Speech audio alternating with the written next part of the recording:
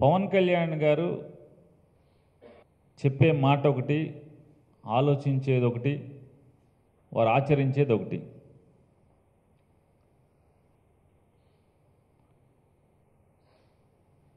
ఈ భూమి మీద నిఖార్సైన స్వచ్ఛమైన అవకాశవాద రాజకీయవేత్త ఎవరైనా ఉన్నారంటే అది పెద్దల పవన్ కళ్యాణ్ గారు. వెనకటికి ఒక సామెత ఉంది. ఒక తండ్రి చచ్చిపోతూ మంచాన పడి, ఇంతవరకు నేను ఎవరితో కూడా మంచి అనిపించుకోలేదు, 100కి 95 మందితో నేను చెడ్డవాడిగానే పిలిపించుకున్నాను, నా చివరి కోరిక నన్ను మంచి అనిపించేట్టు చేయమని చెప్పని కొడుకుని అడిగాడంట. కొడుకు ఆలోచించి అతనికి ఒకటే తట్టింది, తండ్రి చేసినటువంటి చండాలం కంటే ఇంకా 100 రెట్లు చండాలం చేస్తే కానీ మా నాన్నకి మంచి పేరు రాదని చెప్పని కొడుకు అక్కడి నుంచి చేయని దుర్మార్గం లేదు. చివరికి ప్రపంచం అంతా కూడా వీడి తండ్రి పోయినట్టు నయ్యంరా బాబు, వీడు మరీ సప్పగా చండాలంగా ఉన్నాడు అని చెప్పని మాట్లాడుకుంటే తండ్రి ఆత్మ శాంతించిందంట. పోన్లే, నా కొడుకు చివరి రోజుల్లో నా మాట తీర్చాడు. ఆ రకంగా పవన్ కళ్యాణ్ గారు చంద్రబాబు నాయుడు గారి దగ్గర మాట తీసుకున్నారు. ఈ ప్రపంచంలో ఇప్పటిదాకా అవకాశవాద రాజకీయానికి ఎవరయ్యా పేరంటే చంద్రబాబు నాయుడు గారు ఉండేవాళ్ళు. నిస్సిగ్గుగా ఒక సైద్ధాంతిక ఆలోచన లేకుండా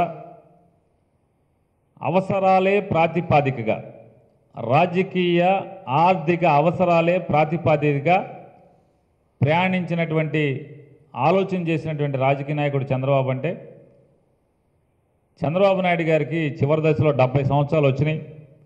70 ఏళ్ళు దాటిపోతున్నాయి. మరో 4 ఏళ్ళలో మళ్ళీ ఎన్నికలు వచ్చేప్పటికి 75 ఏళ్ళు వస్తాయి. కాబట్టి పవన్ కళ్యాణ్ గారిని కొడుకు ఎట్లాగో ఈయన కోరిక తీర్చలేడు కాబట్టి పవన్ కళ్యాణ్ గారిని అడిగినట్టున్నాడు, నా కోరిక తీర్చు, నన్ను మంచోడు అనిపించని.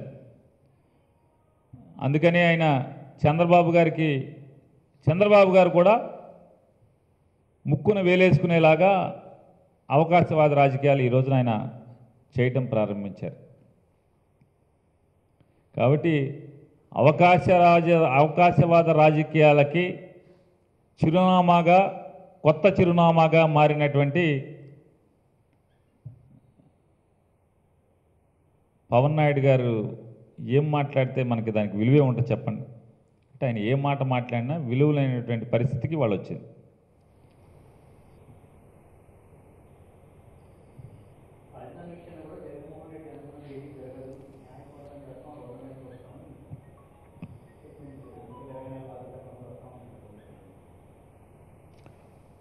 రెండు 2014లో వారు చెప్పిన వారే అధికారంలోకి వచ్చారు. 2019లో కూడా వారు తీసుకొచ్చినటువంటి జగన్మోహన్ రెడ్డి గారే అధికారంలోకి వచ్చారు. అలాగే 2024లో కూడా వారు తీసుకొచ్చేటువంటి జగన్మోహన్ రెడ్డి గారే అధికారంలోకి వస్తారు.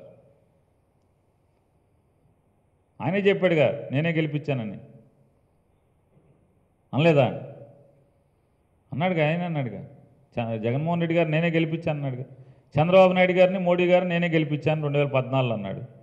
19లో జగన్మోహన్ రెడ్డి గారిని నేనే గెలిపించాను, 151 మంది నా పేర్లకు నా ఫోటో పెట్టుకోవాలని చెప్పాడు, పేపర్లో వచ్చింది. 24లో కూడా అదే చెప్తాడు, నేనే జగన్మోహన్ రెడ్డి గారిని తీసుకొచ్చానని చెప్తాడు. వింటారు మీరు, మనందరం వింటాం. అది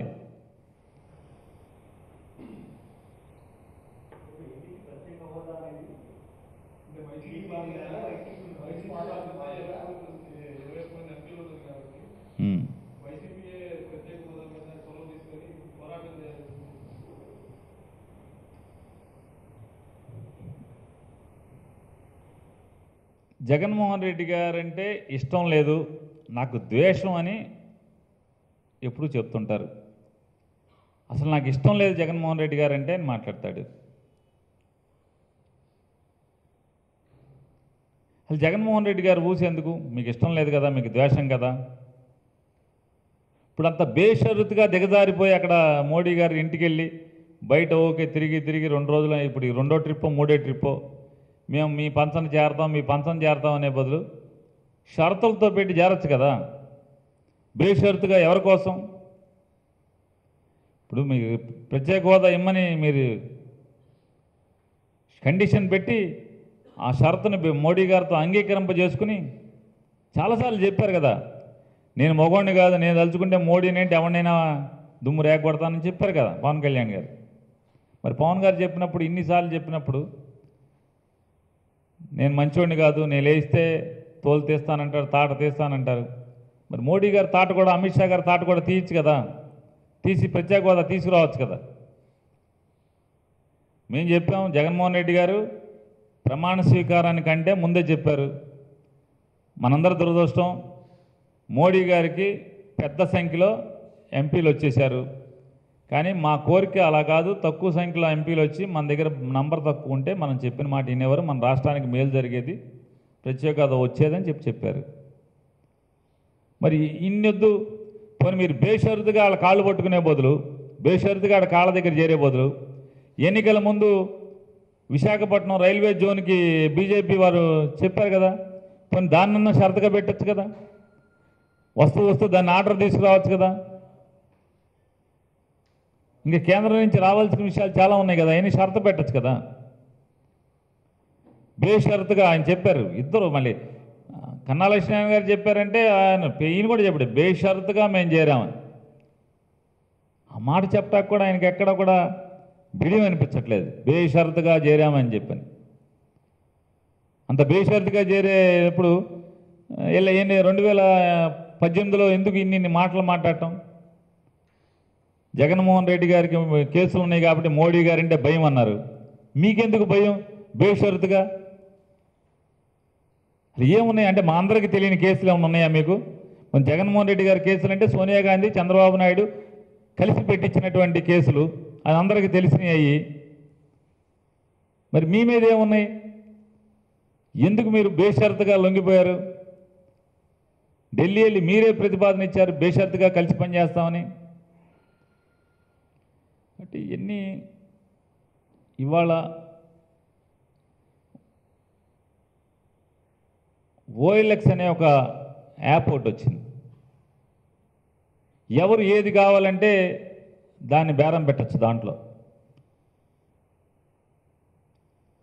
ఆ రకమైనటువంటి ఓఎల్ఎక్స్లో రాజకీయ పార్టీని కూడా పెట్టచ్చు అనేది మనకి ఈ మధ్య అర్థమవుతుంది, నిన్నే అర్థమైంది మనకి. కాబట్టి ఈ ఓఎల్ఎక్స్లో ఎప్పుడు కావాలంటే అప్పుడు ఆఫర్ పెట్టుకునేటువంటి సైద్ధాంతికవేత్త